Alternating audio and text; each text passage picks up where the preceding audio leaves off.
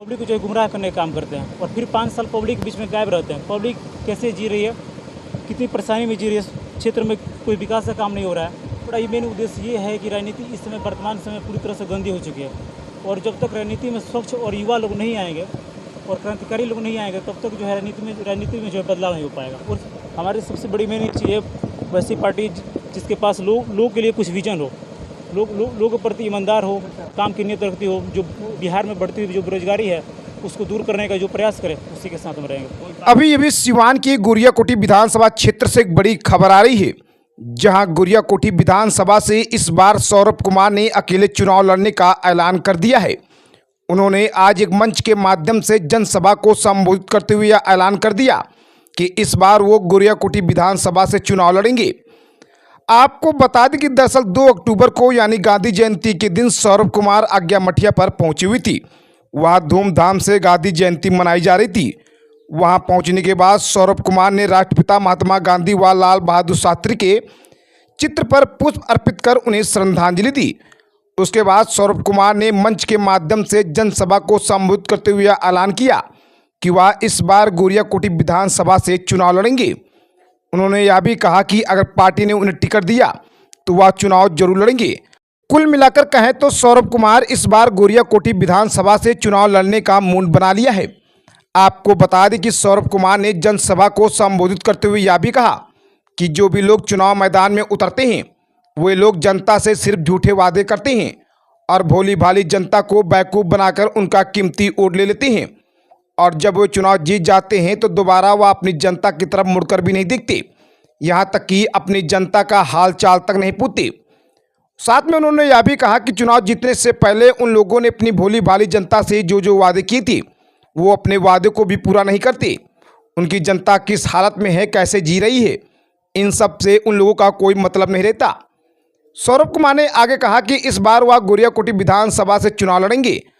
अगर जनता ने उन्हें भारी बहुमत से जिता दिया तो वह जनता के बीच रहकर जनता के हित में ही काम करेंगे, वह गरीबों के सपने को साकार करेंगे। उन्होंने यह भी कहा कि चुनाव जीतने से पहले वह जितने भी वादे करेंगे उन वादों पर वह खरा जरूर उतरेंगे। आगे उन्होंने क्या कुछ कहा देखिए इस वीडियो में। पब्लिक को जो है गुमराह करने का काम करते हैं और फिर 5 साल पब्लिक के बीच में गायब रहते हैं। पब्लिक कैसे जी रही है, कितनी परेशानी में जी रही है, क्षेत्र में कोई विकास का काम नहीं हो रहा है। और जो युवा हैं जी, राजनीति में आने के पीछे उद्देश्य क्या है आपका? राजनीति सबसे बड़ा ये मेन उद्देश्य ये है कि राजनीति इस समय वर्तमान समय पूरी तरह से गंदी हो चुकी है और जब तक राजनीति में स्वच्छ और युवा लोग नहीं आएंगे और क्रांतिकारी लोग नहीं आएंगे तब तक जो है राजनीति में जो है बदलाव नहीं हो पाएगा। और इसलिए राजनीति में युवाओं की बहुत जरूरत है। राजनीति में आने से पहले एक विचारधारा होना बहुत जरूरी है। किस पार्टी की विचारधारा से आप सहमत हैं? हमारी सबसे बड़ी मेन चीज़ है वैसी पार्टी जिसके पास लोगों के लिए कुछ विजन हो, लोगों के प्रति ईमानदार हो, काम की नीयत रखती हो, जो बिहार में बढ़ती हुई जो बेरोजगारी है उसको दूर करने का जो प्रयास करे उसी के साथ हम रहेंगे। कोई पार्टी होगी ना जिसमें लगता होगा कि ये पार्टी का सरकार बनेगा तो ये सब चीज़ें हो सकता है? ये तो अभी नहीं बता सकते। अभी तो मान लीजिए सारी पार्टियों में कॉम्पिटिशन चल रहा है, पब्लिक का जैसे विजन होगा। आज क्या कार्यक्रम है? आज के कार्यक्रम आज तो गांधी जयंती है और गांधी जयंती के शुभ अवसर पर हमने जो है गुरियाकोठी के आज्ञा मठिया पर कृतज्ञ सभा का आयोजन किया गया और गुरियाकोठी के लोग खास तौर पर गुरियाकोठी में जो सिस्टम व्याप्त है इस चीज़ से काफ़ी तरफ से मतलब त्रस्त हो चुके हैं और सिस्टम को बदलना है। गुरियाकोठी में दिखाई देता है कि विपक्ष नाम मात्र के बराबर है। हाँ, ये चीज़ आपने सही पूछा। गुरियाकोठी में विपक्ष बिल्कुल नहीं है, क्योंकि जो भी नेता चुनाव में आते हैं और ठीक उसके बाद सारे नेता मतलब अपने घर बैठ जाते हैं। किसी को मान लीजिए अगर आप चुनाव लड़ रहे हैं ट्रैक पे तो आपको पब्लिक के बीच में रहना होगा 5 साल, अगर हार जाते हैं तब। क्या कुछ आप सोच लेकर आए हैं गुरियाकोठी के लिए? जी, क्या कुछ करना है जी।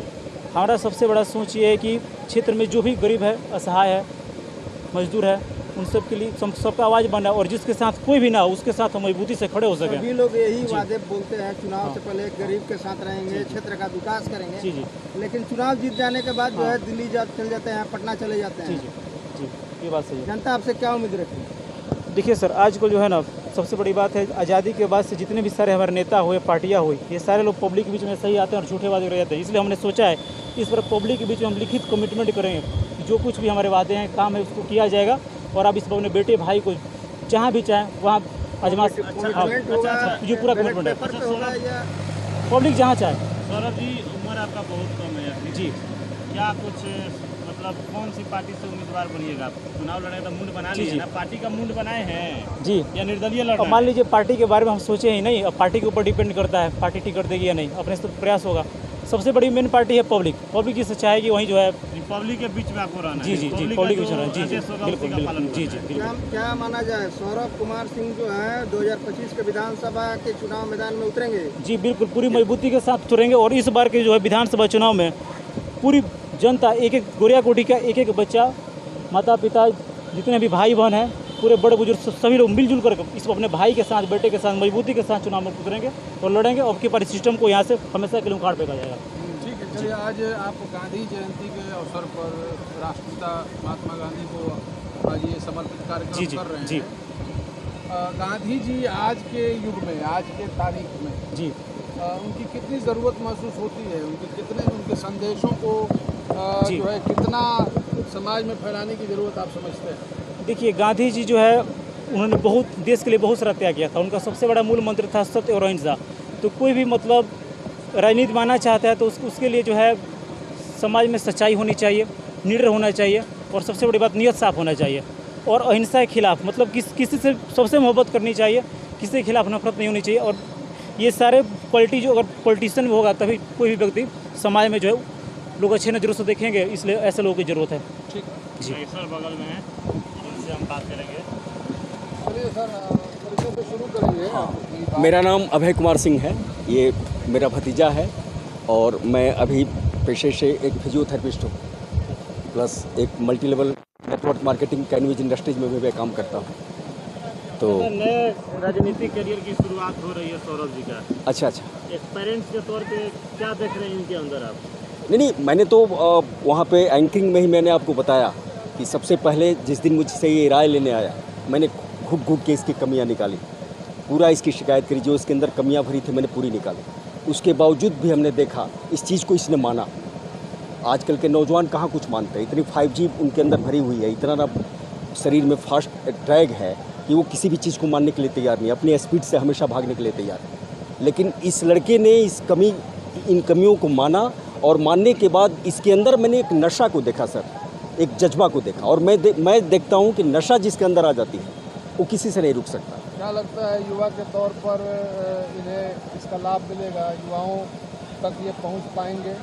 सबसे पहले तो ये मेरे बगल में बैठे हुए हैं, इनको अपनी नीयत के विषय में पता होनी चाहिए। ये खुद कितनी एक्टिव हैं एक दूसरे का साथ लेने के लिए, ये खुद कितने समर्पित हैं किसी दूसरे का साथ लेने के लिए। सबसे पहले आज इनका शुरुआत है, ये पब्लिक के साथ कितनी ताकतवर हैं मैं तो अभी नहीं बता सकता, लेकिन इनके अंदर इनकी नीयत कैसी है, इनकी सोच क्या है, इनका समर्पण क्या है, अभी भी यह कह गुजरे, आपसे बहुत कुछ बोले, लेकिन हम माता रानी दुर्गा से, माता रानी शक्ति से यही मनाएंगे कि ये जो भी कह गया ये 80% और 90% नहीं, 100% उस पर खड़ा उतरे। अच्छा, तो इनके सोच से आप पूर्व परिचित हैं, भली बात ही जानते हैं। क्या लग रहा है इनका जो सोच है गोया कोठी विधानसभा में ये अपने आप को स्थापित कर पाएंगे, उस सोच के साथ आएंगे? बिल्कुल, इसलिए कि इसका उम्र उस स्टेज पे है।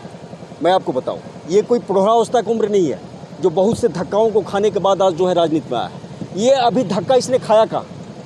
अब तक तो गार्डियन के फैक्ट्री में ये सारे इसके चल रहे हैं काम, ऐसा तो नहीं लेकिन अब जो है ये अपने पैर पर खड़ा हो के बहुत कुछ करने के लिए सोच रहा है। इसके अंदर मैं नशा देख रहा हूँ, तो ये नशा हो सकता है कहीं समाज की दशा बदल दे, देश की दशा बदले। ऐसा तो नहीं होगा चुनाव के समय कमिटमेंट हो जाए किसी के साथ?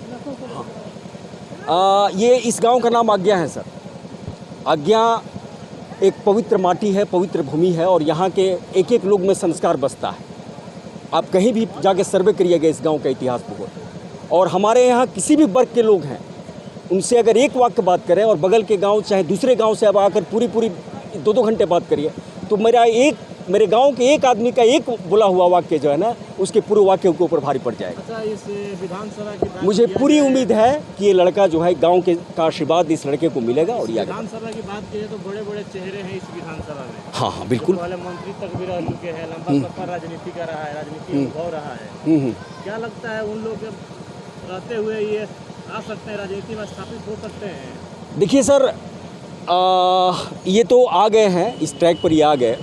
हम ये तो नहीं कह रहे हैं कि सबको जो है पछाड़ते हुए आगे बढ़ेंगे या सबको ये करते हुए, इसलिए कि जो भी लोग हैं सबसे इनका रिश्ता अच्छा है, सबसे पहले मैं आपको ये बता दूं कि जितने भी लीडर्स हैं, जितने भी लोग कंपटीशन में उतरेंगे, सबके साथ रिश्ता किसी अच्छा भी पार्टी के क्यों ना हो। कोई भी पार्टी हो, उनका रिश्ता अच्छा है। हाँ, उसमें पार्टी के साथ रिश्ता अच्छा है, लोगों के साथ अब ये जज करेंगे कि कौन लोग हमारे चुप हैं। ये क्वेश्चन है, आप लोगों को भी पता है कि दल के नाम पे चुनाव जीतना थोड़ा आसान होता है, निर्दलीय चुनाव जीतना थोड़ा मुश्किल होता है। हाँ हाँ, तो क्या कोशिश रहेगा, कौन सा दल को आप लोग ज़्यादा आप लोग सबसे पहले ये जब भी चुनाव लड़ेंगे, हमको ऐसा ही लगता है कि फर्स्ट टाइम इनको ये अनुभव होगा कि हमारे साथ लोग कितने हैं। जनता का जी, ये जनता के बीच है, जनता के लिए है और हमेशा जनता के साथ रहेंगे। जब तक जिंदगी रहेगी जनता के बीच में।